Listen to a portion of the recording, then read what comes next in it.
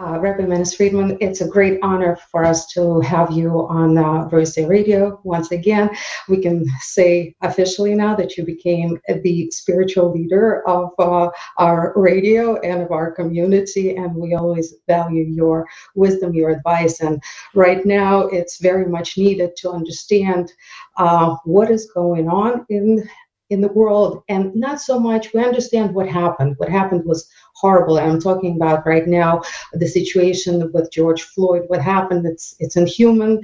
It's disgusting. It should never have happened. It's murder. It's awful, and nobody is arguing with that. And the whole point is that no one is arguing with it anywhere. Yet there are riots, looting, aggression. Why is that all happening? That's a very big question. Why is it happening? I have no idea. But what is happening? At least that we should be able to understand. What is happening is that the line between right and wrong, between good and evil, between holy and unholy, is becoming very clear. All the confusion is being taken out of the picture. Good is good, bad is bad. See, I think if this had happened a year ago, 10 years ago, there would be so much confusion. There would be so much justification for the violence and for the rioting and for the looting. Today, there's no justification. Nobody's even trying to justify it. I just saw a clip of a group of people who wanted to enter a store that sold gold. The owners were standing there with rifles, and the gang or the crowd just couldn't understand. Let us into the store. Between holy and unholy. It was, we want to take the gold. Why are you stopping us? No attempt at justification. The evil is pure. And when evil stops hiding behind goodness, it's committing suicide. Harry Carey. Literally, it is jumping off a cliff. So the evil is now coming out in its full glory, which means it doesn't have much longer to live. This is a necessary healing of the world, because the mixture that in every good there is some evil, and in every evil there is some good, that is a very unhealthy mixture. So for the world to become healthy, it's got to be sorted out. And that's what is happening. It's painful to watch, but it is hopeful. Because the more the evil comes out, the shorter its life. On the positive side, the goodness that's going to come out is also going to be pretty awesome.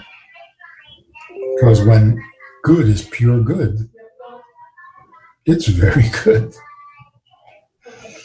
So this is what's happening in front of our eyes.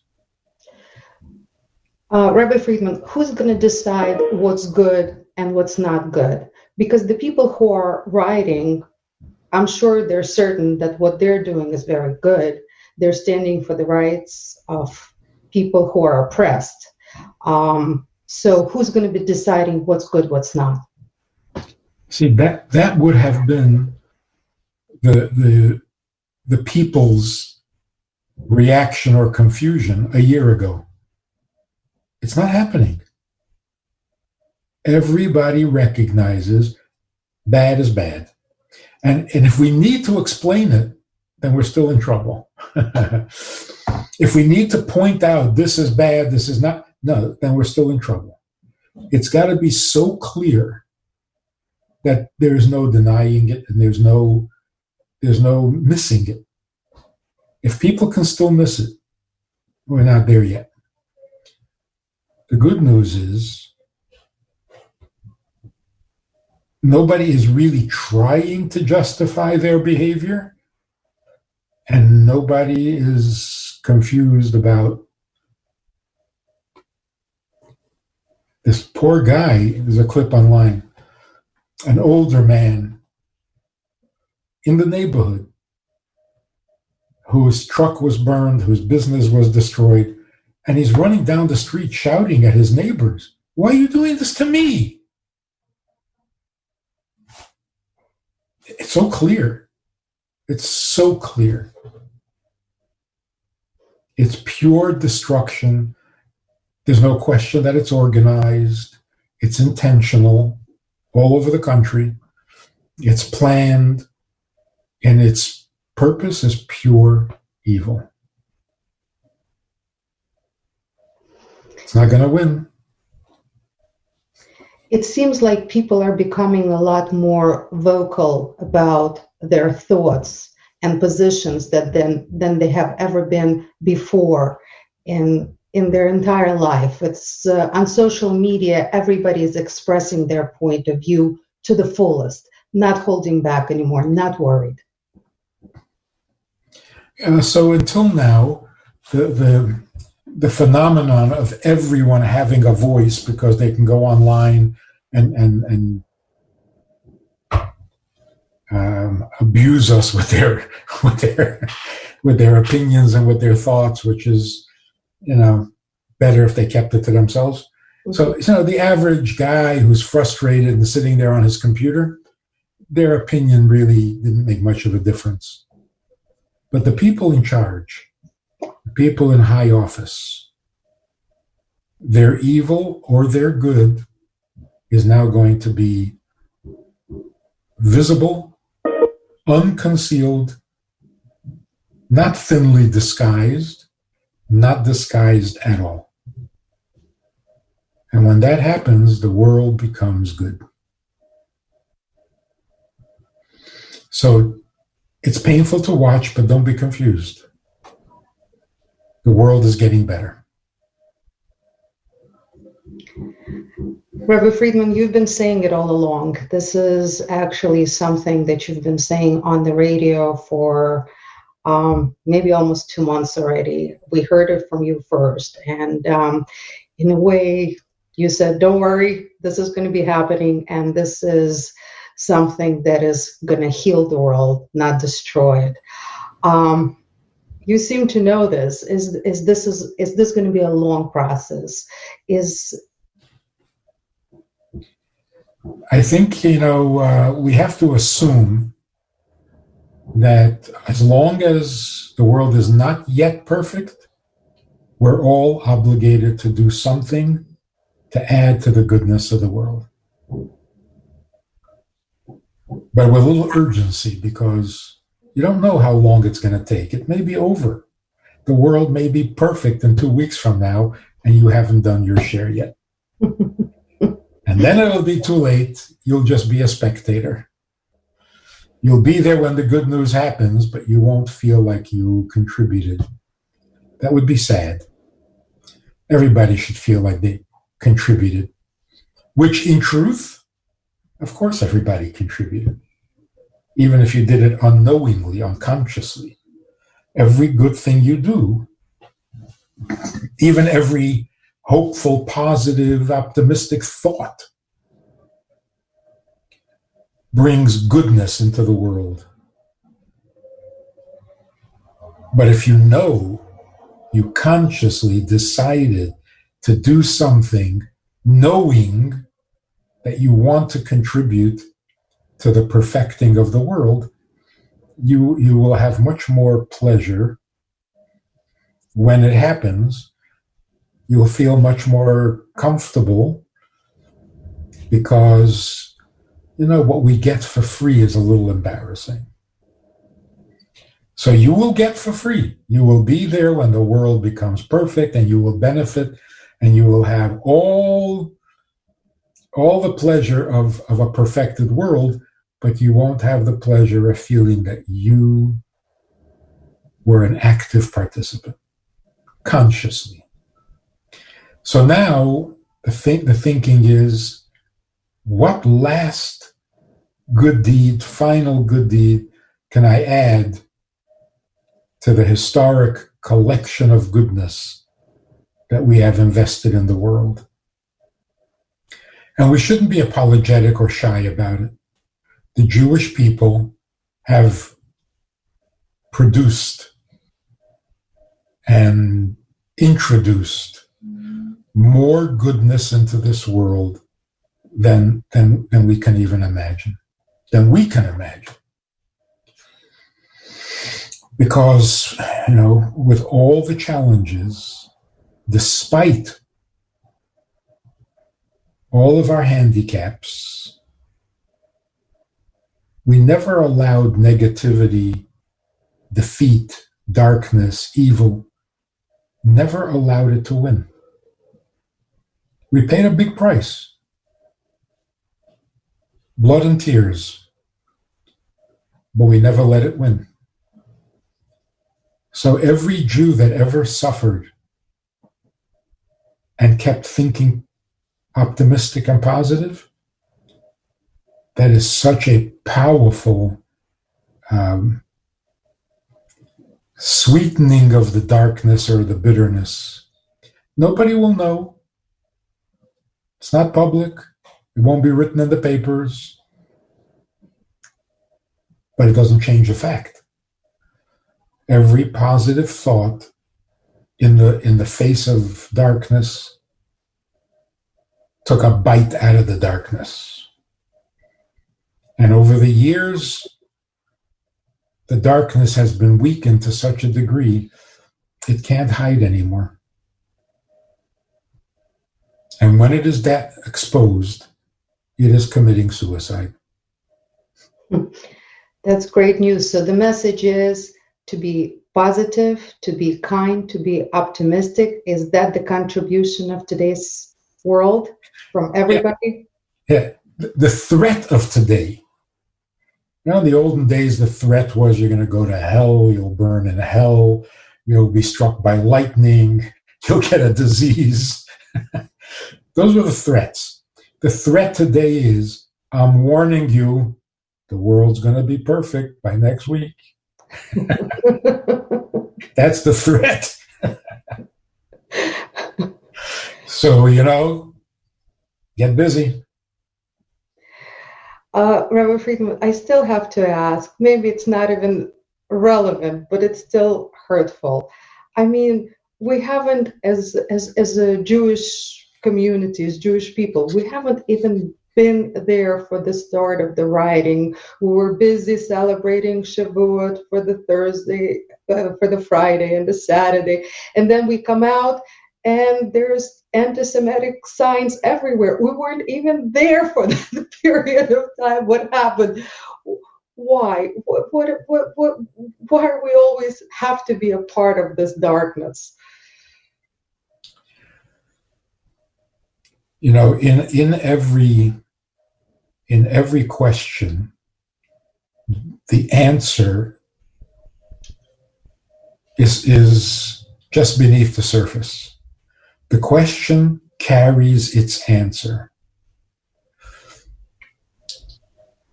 If Jews were not mentioned, then the darkness would be just darkness. When Jews are mentioned, now you have the darkness and its antidote. Yes, we're mentioned negatively, but the world is so conscious of Jews all the time. Like even when you can be busy stealing a television, you can't forget to mention the Jews. No matter what passion you're in, you gotta mention the Jews. Why? Because that's the answer. Once the darkness is over, who's going to set the tone? Who are going to be the teachers when the world settles down and wants to be good? They won't let you forget. It's the Jews. So in a dark, twisted way, we should see it as a compliment. Haven't you got your own problems? You have to keep bringing up the Jews. There are no other problems in the world other than the Jews. The answer is hiding in plain sight. We're the answer. Are we ready for it? Oh, we've been ready for this for 4,000 years. We'll be a little embarrassed. Got to admit that. People will look to us as the light to the world, and we know we got our own problems. We know how imperfect we are. But it's not going to be about us personally. Nobody's going to come and ask you how moral you were, how good you were, how kind you were, how holy you were. They're going to ask you, what do you know about God? I don't want your opinion. I want the truth. And somehow the Jews maintained the truth. What is the truth? What did God say at Mount Sinai? Why does anybody care? The event at Mount Sinai is the only instance in all of history where God made himself known. And the practical, important part of making himself known is telling us the purpose for which he created us. And we need to know that. We desperately need to know that, especially when the evil is over. Okay, we're calm now. We got no distractions. Nothing hurts. Nothing is scaring me. Now, why am I here? It's like when a teacher finally gets his class to settle down and everybody's in their seats, everybody is now quiet.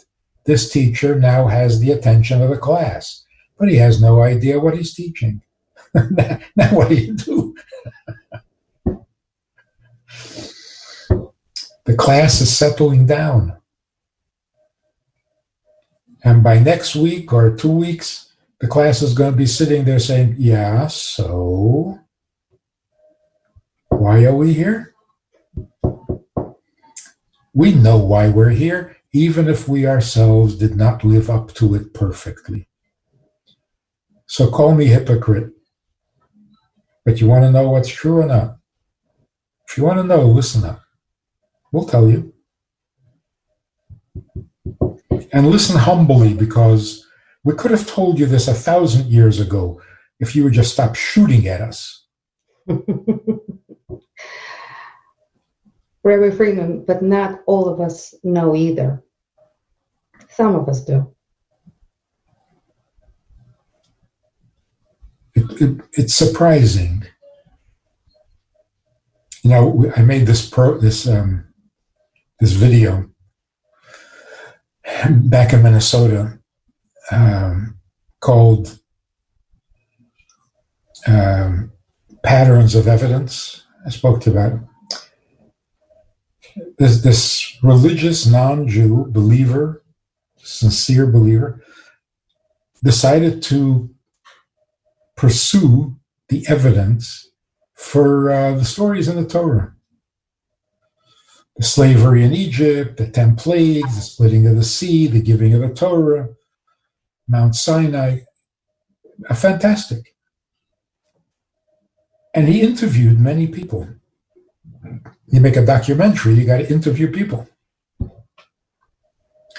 So he's interviewing these political leaders and so on, and he's asking them religious questions. Like he interviewed Shimon Peres. And he's asking him about God's miracles and, whether the return to Israel is miraculous. God had anything to do with it. And he's so uncomfortable, Shimon. So I said, "Oh, that's not fair. You're asking, he's a lifelong politician, a diplomat that he's good at. You're asking him questions that are really not his field. You're making him very uncomfortable." And this guy said, "No, I discovered something about Jews. Point the camera at them and have them talk for more than 5 minutes, and all the goodness comes out." We surprise ourselves because it's right under the surface. And in front of a camera, something happens, like it all comes out. So at first, this is not in the film, but in the raw footage. At first, he asks him, "So did God have anything to do with the miracle of the return to Israel?" And he said, "What do you mean by God?" 5 minutes later, it's like, without the 10 Commandments, there would be no morality. Like all of a sudden, I was just talking like a rabbi. It only took 5 minutes. So what is this? What do you mean by God? That's just the superficial dust that has settled on a Jewish soul. You blow at it, blow it away, the dust is gone, and all of a sudden, but he doesn't know. He doesn't know Jewish history. He doesn't know what we've been through. He doesn't know why his father stayed Jewish and why his mother lit Shabbos candles. Come on, we know. We don't give ourselves enough credit. And the world is ready to accept all of that. The world is desperate. No, not because of the evil. The world will be more desperate when the evil is over. Because as long as we're fighting the evil, we're a little distracted. But once the evil is over, like I said, the classroom is finally settled. They're all in their proper seats. They've all got their books open. Now what? Now you panic. Now you better have answers. You better get answers. So, people always complain about, what do I do with my child? He doesn't listen. He's destructive. He fights with his... You wish that was your problem. You're so happy that that's your problem that you can come to the child psychologist and say, my child has issues.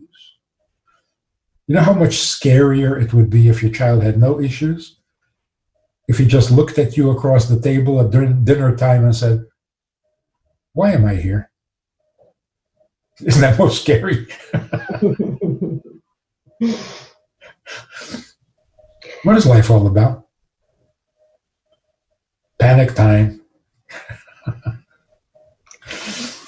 Rabbi Friedman, what is the advice? What should people be doing right now? It seems like we're really, really close. There is no turning back. We can all see that. But what should people be doing? Jewish people, not Jewish people, just people. What is your advice for everybody? The only thing left to do is to ask ourselves, my needs have become so petty, so embarrassing, and so undoable. Like it's whatever you want to do today, you can't. Either because of the virus, or because of the riots, or because of the curfews, or because of you can't. You got to give it up. I can't be thinking of what I need. It just doesn't make sense. It's out of place. The only thing that makes sense is, what can I do for somebody else? And how depressing and scary would it be? And this is hypothetical. If you would look around carefully and come to the conclusion that nobody needs you for anything, that would be dangerously depressing.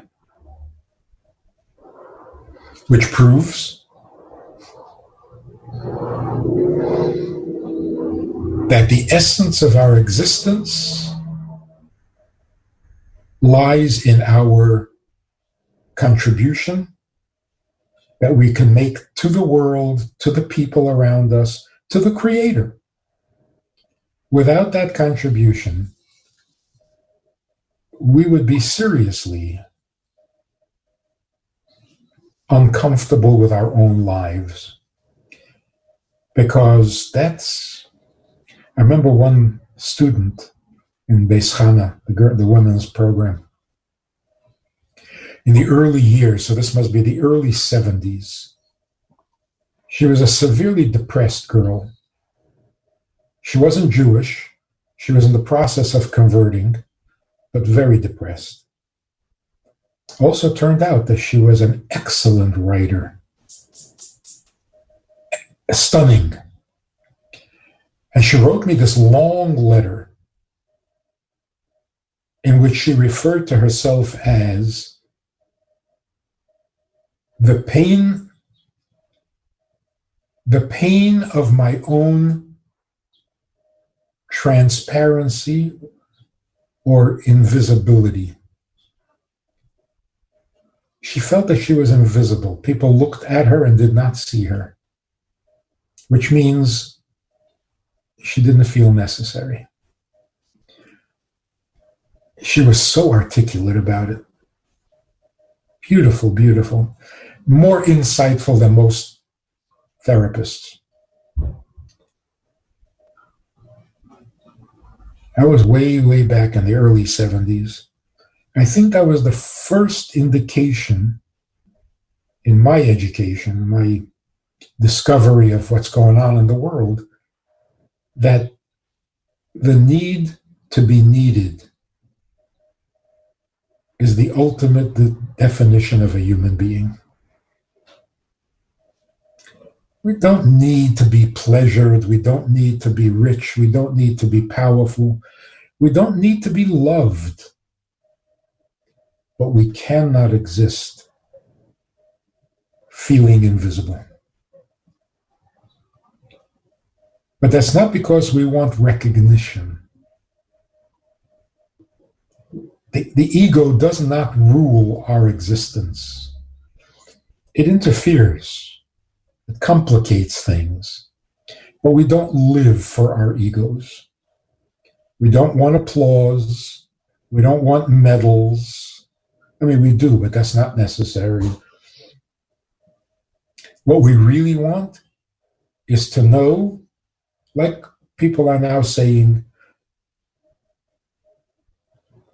about those who pass away, that their death should not be in vain.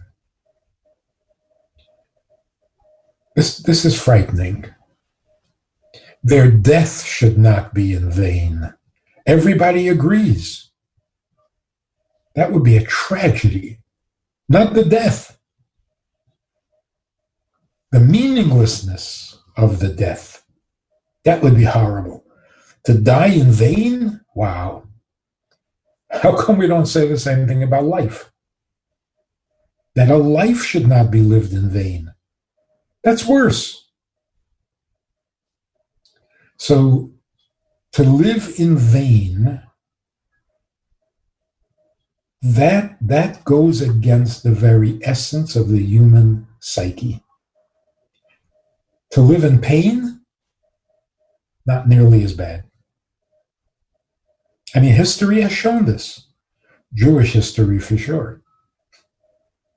We have lived in pain, and we lived well. We did not live in vain.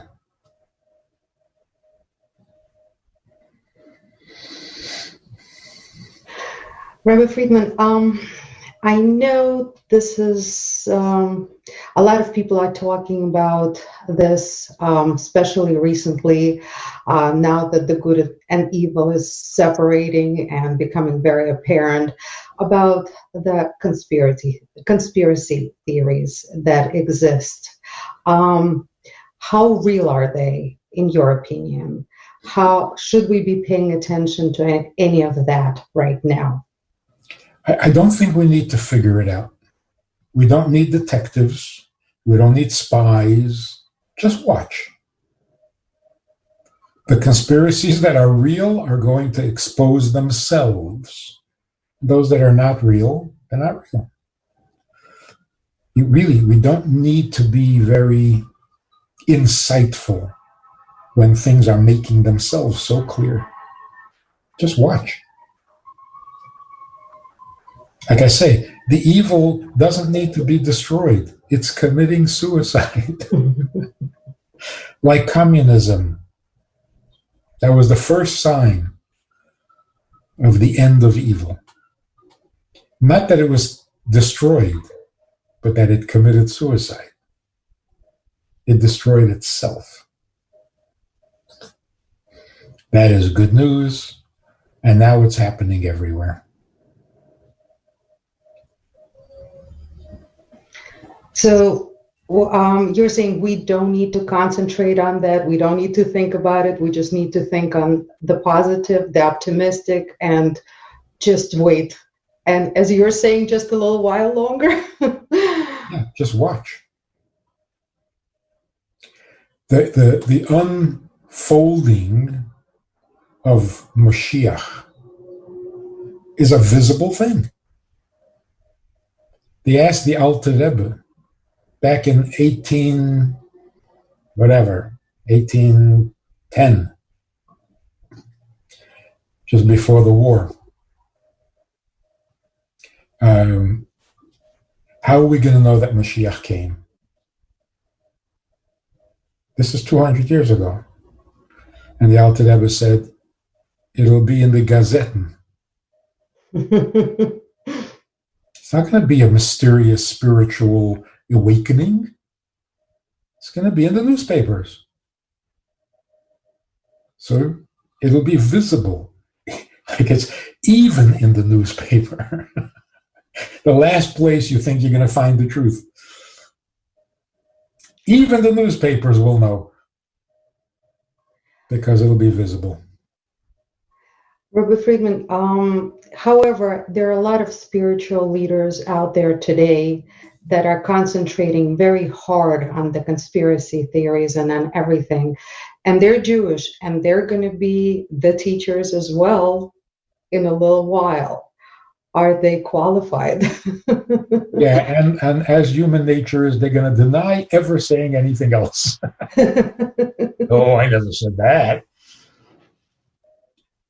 See, that's one of the things about when does the universe become honest? And the beginning of honesty is the ability to say, I was wrong. Like the newspapers in Israel, the liberal left. For 2 years, they've been saying Netanyahu is finished, his reign is finished, we're post-Netanyahu now. Can you admit you were wrong?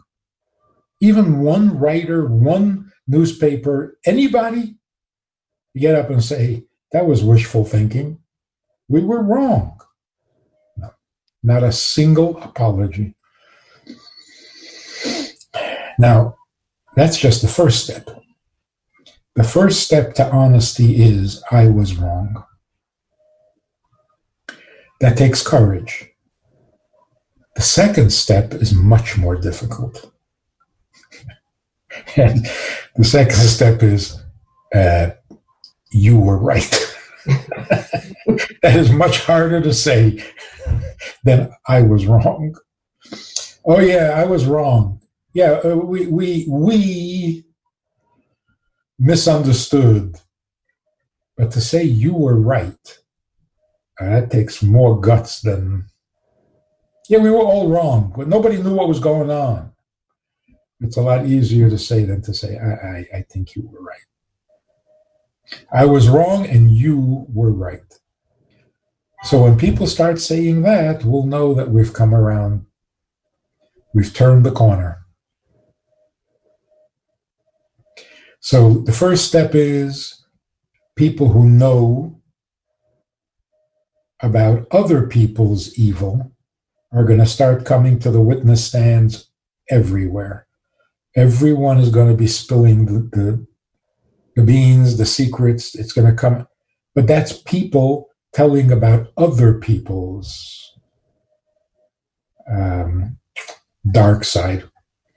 Then the next step will be that people will tell their own dark side. I was wrong. I contributed to the problem. I was part of the problem. I made things worse. Maybe I didn't mean to, but I did. So, all the writers and all the opinions and all that have contributed to messing up the world, because it all begins in the head.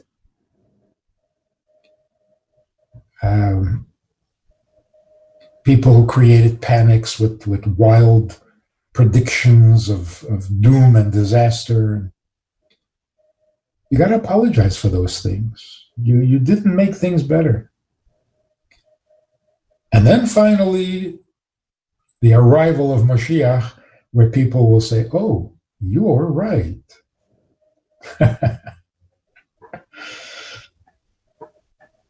Moshiach will come and people will say, yes, that's right. He's right. Man's right. That sounds so good. And hopefully it is right around the corner. And But once it starts, like even in Germany, once Hitler was defeated, everybody was, oh yeah, he was terrible. Oh.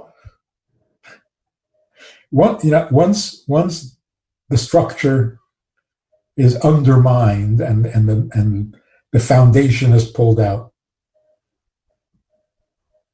it can't last long. Everything comes out.